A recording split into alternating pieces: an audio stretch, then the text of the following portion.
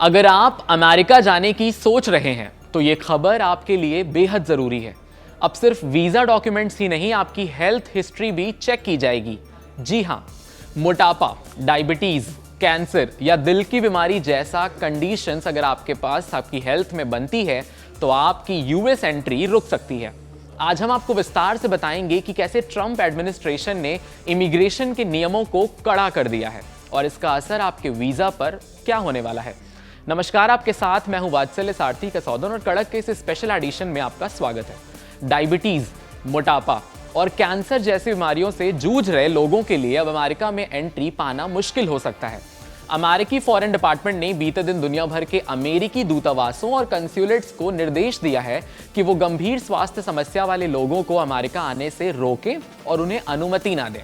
ये नियम public charge यानी सार्वजनिक बोझ नीति पर आधारित है, जिसका मकसद ऐसे प्रवासियों को रोकना है जो अमेरिकी सरकार संसाधनों पर निर्भर हो सकते हैं।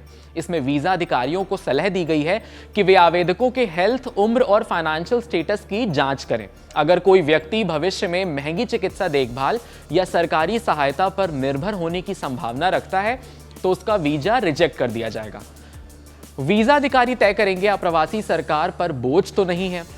अधिकारियों को दिए गए आदेश में कहा गया है कि आवेदक के स्वास्थ्य को ध्यान में रखना बेहद जरूरी है। चिकित्सा स्थितियां जैसे हृदय रोग, हार्ट अटैक, सांस की दिक्कत, cancer, diabetes, metabolic diseases, neurological disease और मानसिक स्वास्थ्य समस्याएं लाखों डॉलर की देखभाल की जरूरत पैदा कर सकती हैं।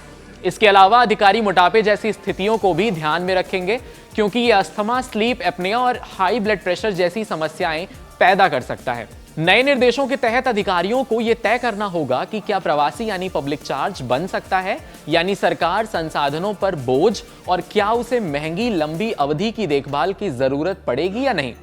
रिपोर्ट के अनुसार वीजा अधिकारियों को यह भी जांचने को कहा गया है कि क्या आवेदक अपने पूरे जीवन में बिना सरकारी सहायता के चिकित्सा खर्च खुद उठा सकता है या नहीं। इसके साथ ही परिवार के सदस्यों जैसे बच्चों, बुजुर्ग, माता पिता के स्वास्थ्य को भी ध्यान में रखना होगा।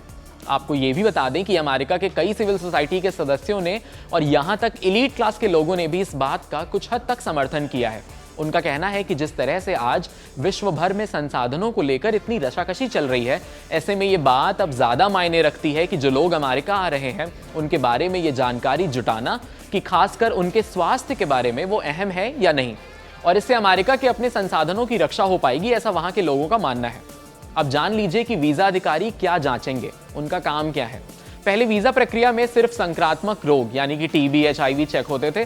अब पुरानी बीमारियों का भी पूरा इतिहास मांगा जाएगा, यानी आपकी बीमारी कैसी है, लॉन्ग टर्म है या शॉर्ट टर्म है, आपका इलाज कितना खर्चीला है, ज्यादा कॉस्ट है या फिर उसकी कम कॉस्ट है, क्या आप बिना सरकारी मदद के जीवन भर इलाज करवा सकते हैं, आपके बच्चों को कोई विशेष देखभाल चाहिए, क्या आप नौकरी कर पाएंगे, क्या आपके माता पिता बीमार हैं, क्या वे आपके साथ रहेंगे। तो नए नियम से कौन कौन प्रभावित होगा ये जान लीजिए। फिलहाल अभी ये स्पष्ट नहीं है कि ये टूरिस्ट यानी पर्यटक और स्टूडेंट्स यानी छात्र के वीजा पर भी लागू होगा या नहीं। हालांकि तकनीकी रूप से ये नियम सभी वीजा आवेदकों पर लागू होता है।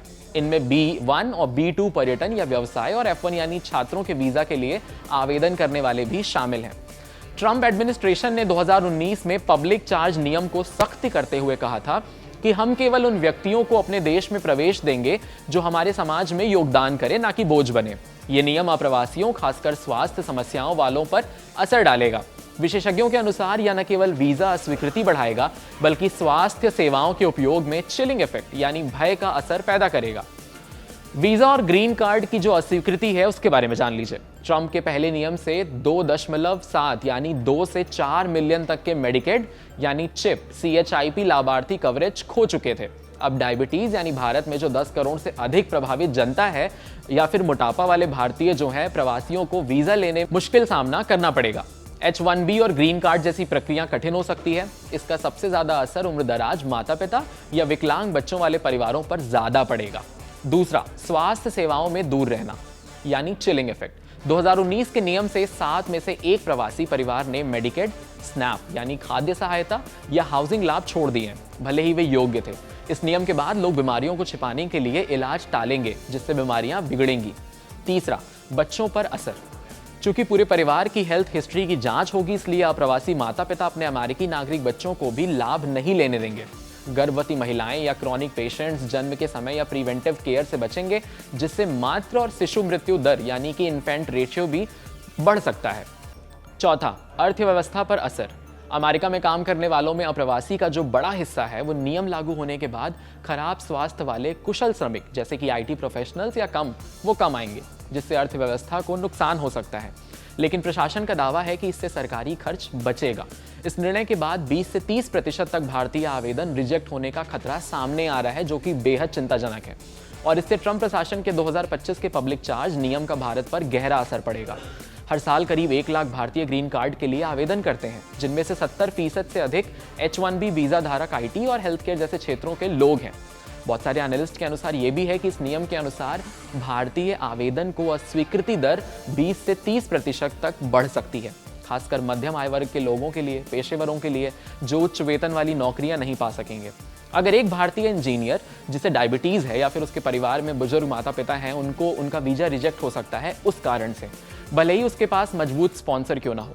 इससे परिवार अलगाव बढ़ेगा। भारत में डायबिटीज के सबसे अधिक मामले हैं। दुनिया में 537 मिलियन लोग डायबिटीज से प्रभावित हैं, जो 2045 तक 783 मिलियन हो सकता है। भारत इसमें नंबर 1 पर है, वहीं चीन दूसरे नंबर पर है। अंतर्राष्ट्रीय डायबिटीज फेडरेशन यानी IDF के अनुसार भारत को diabetes capital of the world कहा गया है, क्योंकि यहाँ डायबिटीज के सबसे अधिक मामले दर्ज किए गए हैं। 2019 में भारत में 77 मिलियन 7.7 यानी 7.7 करोड़ जो एडल्ट्स हैं उनको डायबिटीज है, जो 2021 तक बढ़कर लगभग 10 करोड़ हो गई है।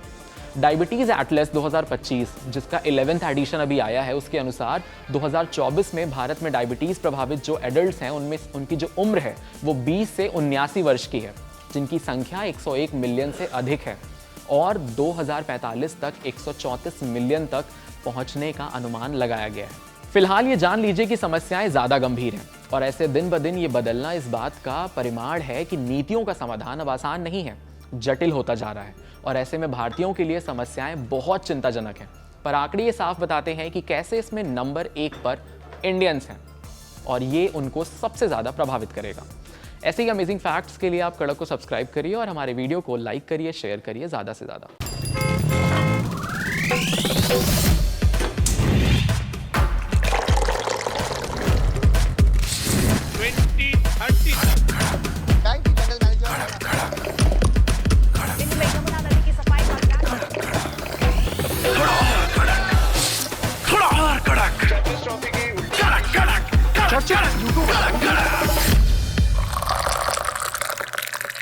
ये कड़क है।